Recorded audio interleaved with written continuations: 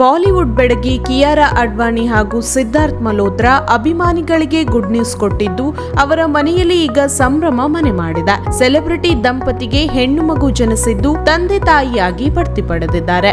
ಮಂಗಳವಾರ ಸಂಜೆ HN ರಿಲಯನ್ಸ್ ಆಸ್ಪತ್ರೆಯಲ್ಲಿ ಕಿಯಾರಾ ಹೆಣ್ಣು ಮಗುವಿಗೆ ಜನ್ಮ ನೀಡಿದ್ದು, ತಾಯಿ ಮಗು ಆರೋಗ್ಯವಾಗಿದ್ದಾರೆ ಎಂದು ವೈದ್ಯರು ತಿಳಿಸಿದ್ದಾರೆ. ನಮ್ಮ ಹೃದಯಗಳು ತುಂಬಿವೆ ಮತ್ತು ನಮ್ಮ ಪ್ರಪಂಚವು ಶಾಶ್ವತವಾಗಿ ಬದಲಾಗಿದೆ ಎಂದು ಇಬ್ಬರು ಜಂಟಿಯಾಗಿ ಸಾಮಾಜಿಕ ಜಾಲತಾಣಗಳಲ್ಲಿ ಪೋಸ್ಟ್ ಮಾಡಿದ್ದಾರೆ.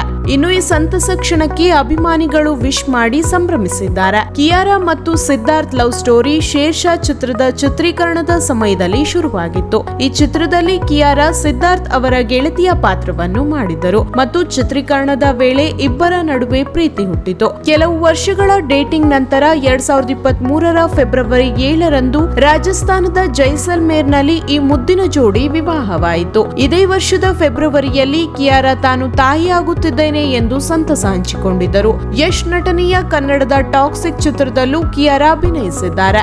ಸೆಲೆಬ್ರಿಟಿ ದಂಪತಿಗೆ ಇಡೀ ಬಾಲಿವುಡ್ ಚಿತ್ರರಂಗ ಹಾಗೂ ಅಭಿಮಾನಿಗಳು ಶುಭಾಶಯ ತಿಳಿಸಿದ್ದಾರೆ.